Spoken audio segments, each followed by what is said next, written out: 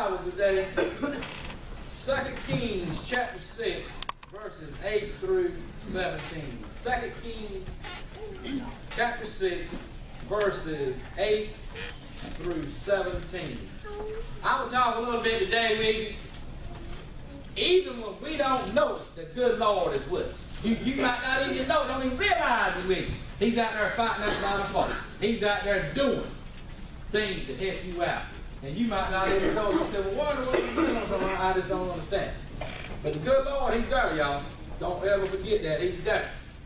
2 Kings chapter 6, verses 8 through 17. But before I read that, y'all, they was this preacher. He didn't have no humor about him. He just didn't have no humor, no joke or nothing about him. But he went to this preaching conference. He went to this big time preaching conference. And they had many dynamic speakers there. So, one of them come up and started speaking. And he got up there and said, some of the best years of my life was spent in the arms of a woman that was not my wife. They said, whoa! And all said, do what? He said, it was my mother. And they all of them busted out later. So I had a conference over. The man stayed there 2 or 3 days. The man that was human impaired. He got home the next Sunday. He rehearsed that thing. He said, I'm going to try this thing out. And he never told jokes about it. He said, I'm going to try it out. He was like, I was sitting back there. He was repeating that thing. Yeah. He was repeating. He got up. So he looked at the crowd. He said, y'all, he had his own church.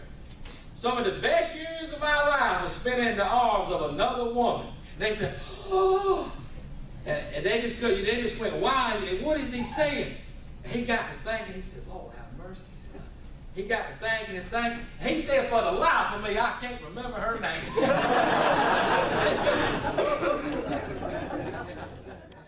2 Kings chapter 6, starting in verse 8.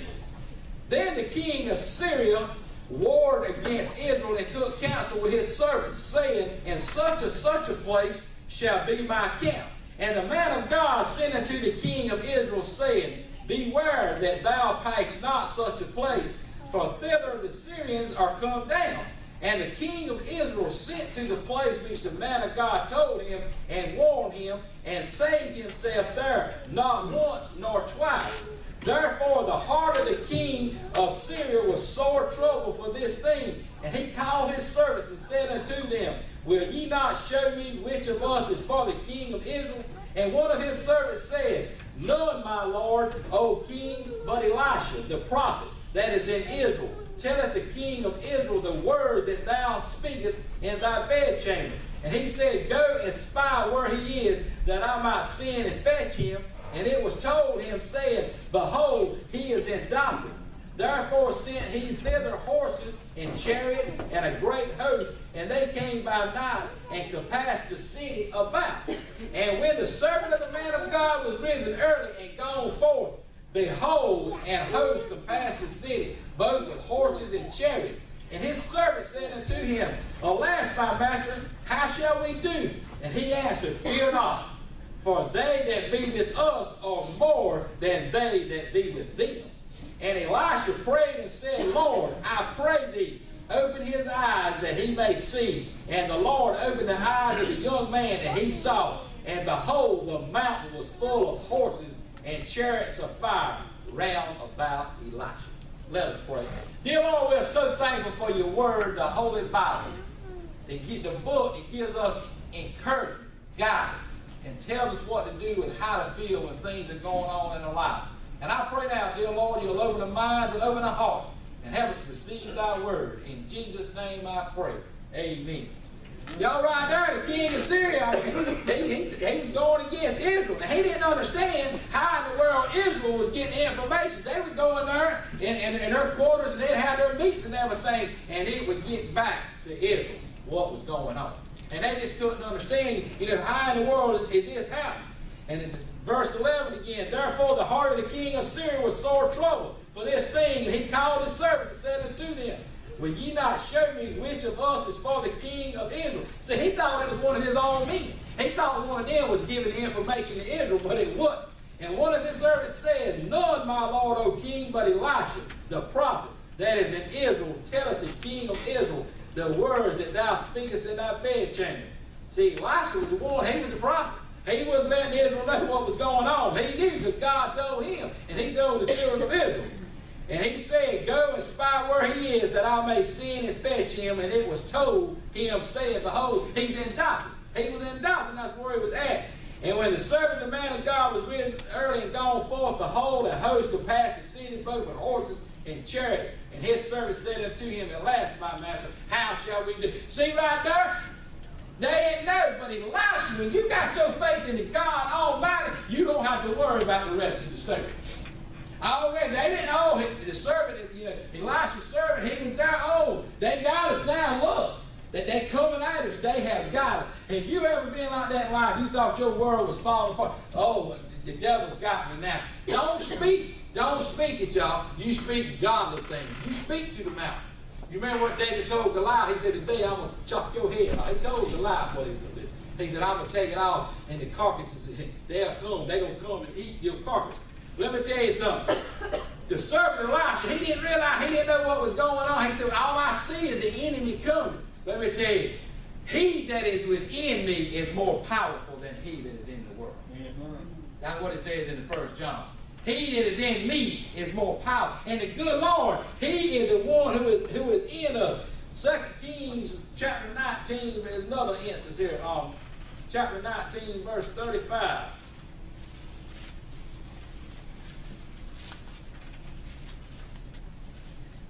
Y'all, I don't know about y'all, but I believe in angels. I believe in God's angels. I really do. That's all in the Bible. It talks about angels. I believe in angels.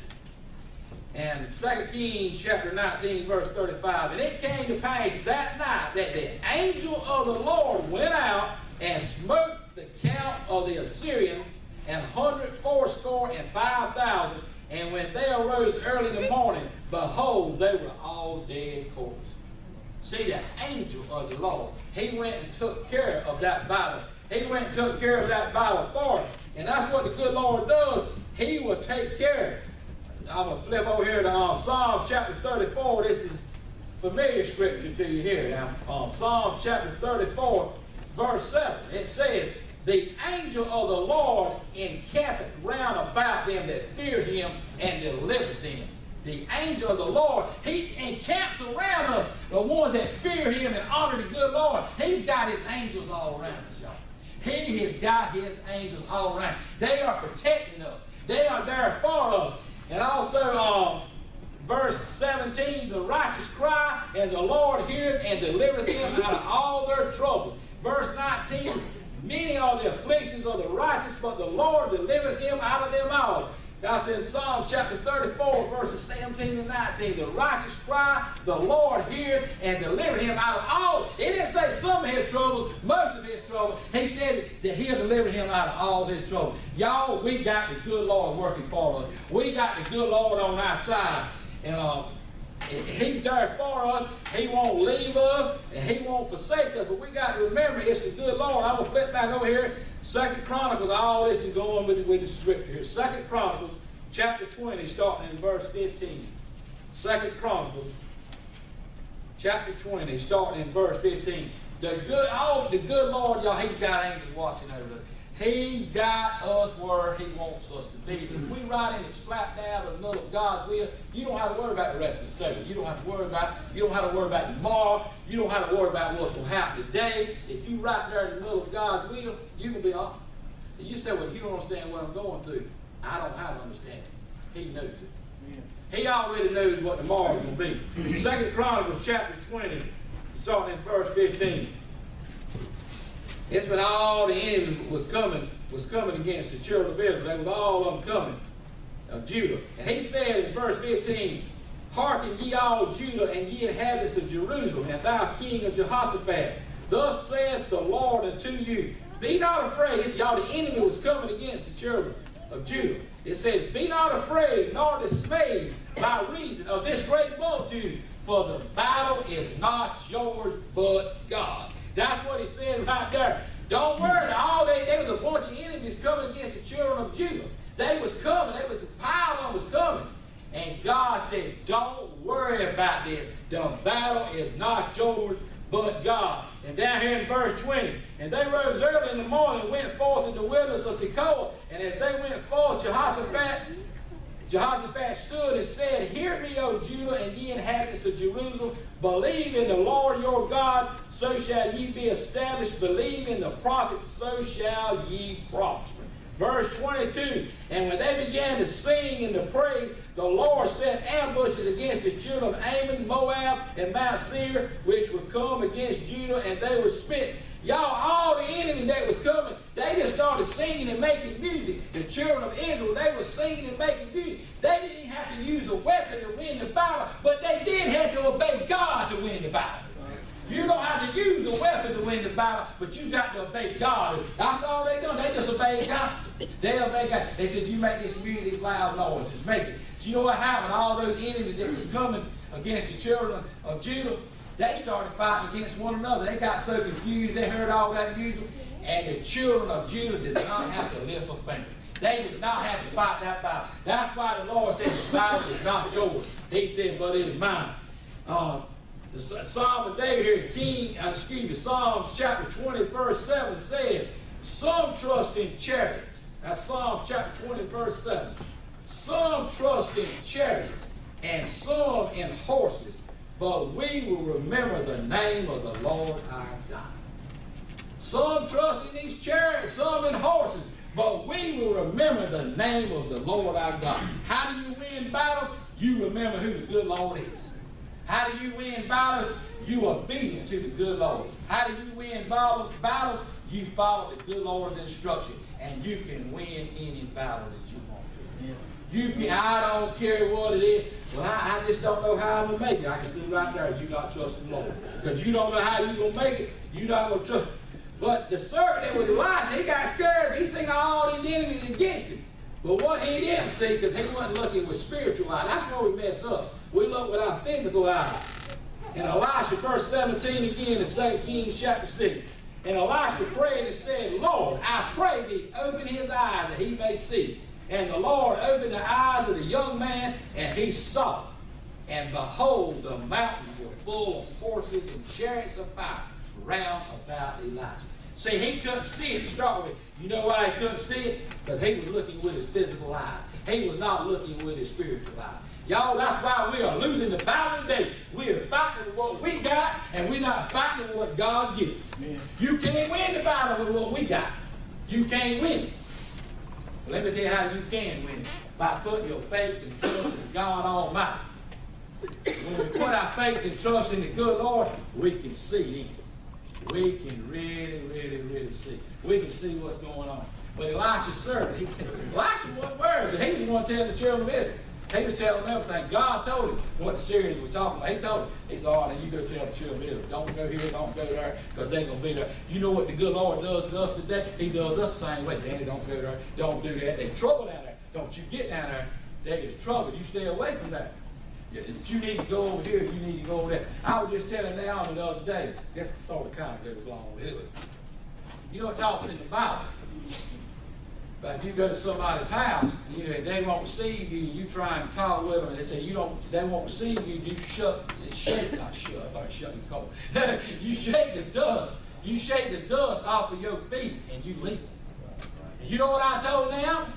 You see what the devil does? You can spend, don't get me wrong, we don't need to give up on nobody, I'm not talking about that, but we can spend so much time with somebody, it's never going to do any good, they're not going to listen to you, they don't really care for you, and it's not going to help. The good Lord said, you shake the dust off of your feet in that house, you leave, and you go somewhere where they're going to listen to you.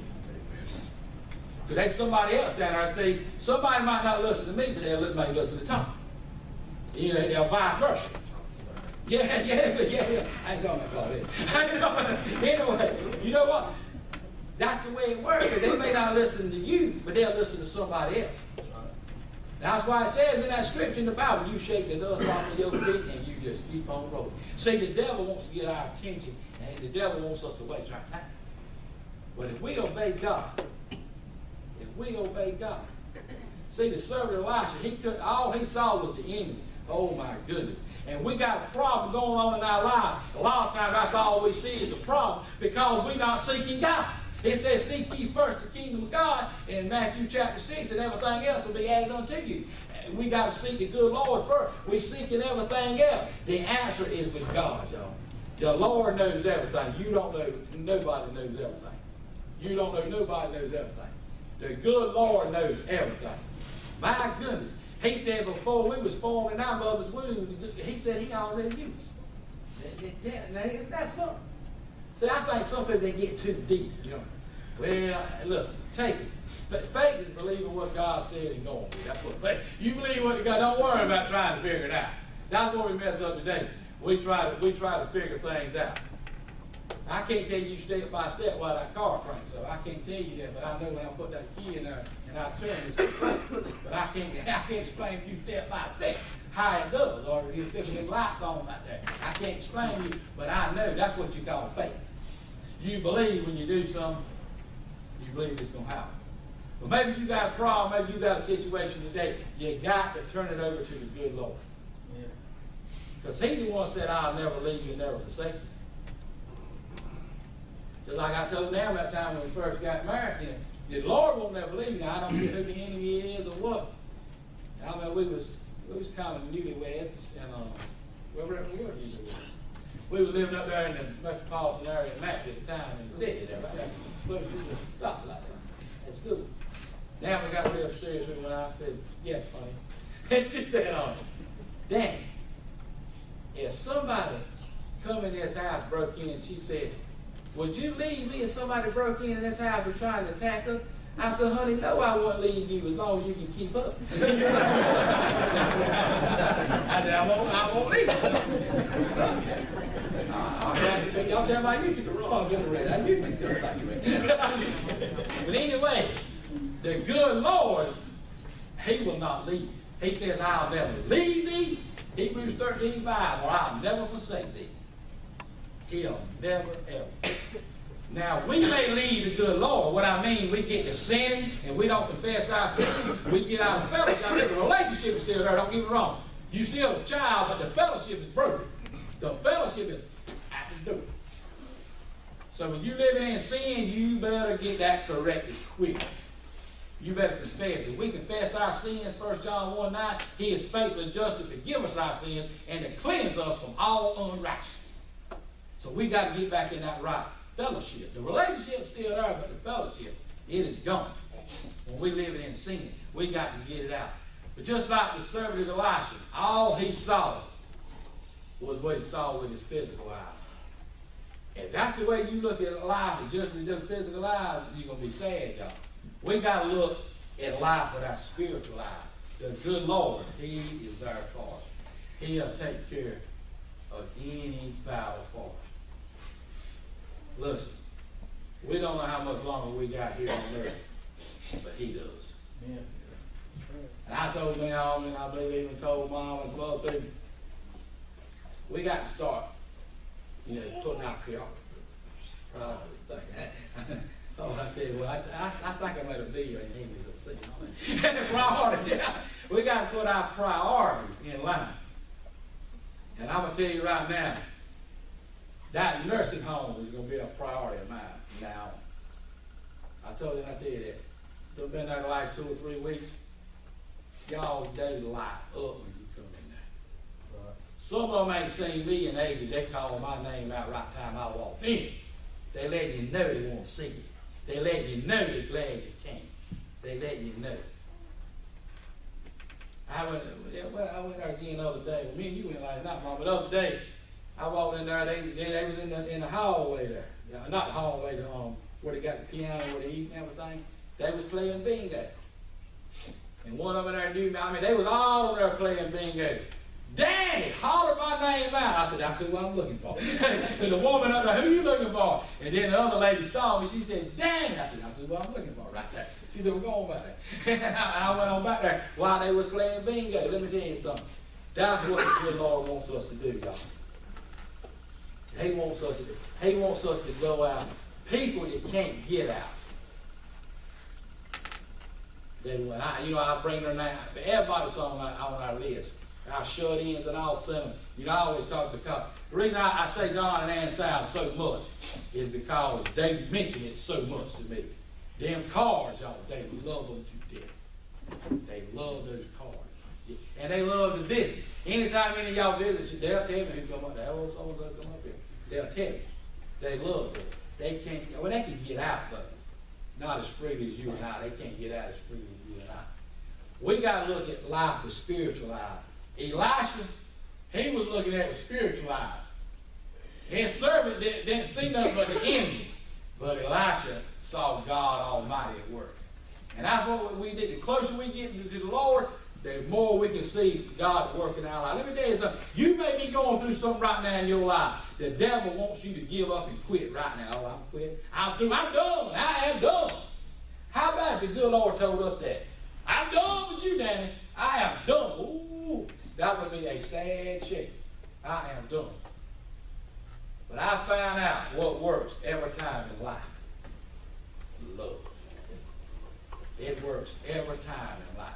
It's love. You let people know that you love them, that you care about them, that works every time. They can't never replace love. Listen, the good Lord loves us. He's fighting those battles for us. He is fighting, but we got to trust him. We can't give the battle to somebody else to fight. We got to let the good Lord fight that battle for us. He's there. He's fighting for it. He wants us to be victorious. He wants us to be happy. He wants us to be joyful. He wants us to be the person he created us to be. Elisha knew. Already knew. He wasn't worried about it. They was coming to kill Elisha. They was going to kill Elisha. They was coming. They said, you go down to Dothan, that's where it's at. You get it. You go down. He didn't want telling Israel about everything. You go get it. Go get it. Oh, all I was going there to get him, and then it served. Oh, my goodness, they have got us now. He said, no, they have not. He said, pray to God. He said, God, open his eyes and let me see. Let me see. Let me see what you want me to see. And you will be victorious. It's not what I can do. It's not what somebody else can do. It's what the good Lord up above can do. The servant, when he opened his eyes, he was all right. The spiritual eyes. When he opened up those eyes. It's just like, a man and woman get married. And I know all of you have said, don't be holier than thou this time. I know. What in the world did he see in her? Lord, have mercy. He must have been blind. What in the world did he see? But he might have looked at her with spiritual eyes. The love and the support. I mean, it could work either way. I mean, it could be a woman look at me. I don't get it. That's something. But anyway, I done told now we get rid of that mirror. I'm going to put a towel over that mirror, the bathroom, that big old mirror. Oh, it's a little rough. I'm going to get on my knees and start drying my hair. I can't see the red in it. I have to get on my knees. But anyway, God looks at us with spiritual. We don't know what we can do. God already knows what we can do, and he knows what he wants to accomplish through us. But I have found out, like I said a while ago, we all can love. You don't have to be no genius to love. You don't have to have 15 years of education to love. It's easy to love. What doing to others is you would have them doing, that's what the good Lord said. You want a smile, you give a smile. You want a kind word, you give a kind word.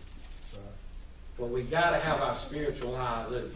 We got to quit looking at the world with our own eyes. We got to look at them with spiritual eyes.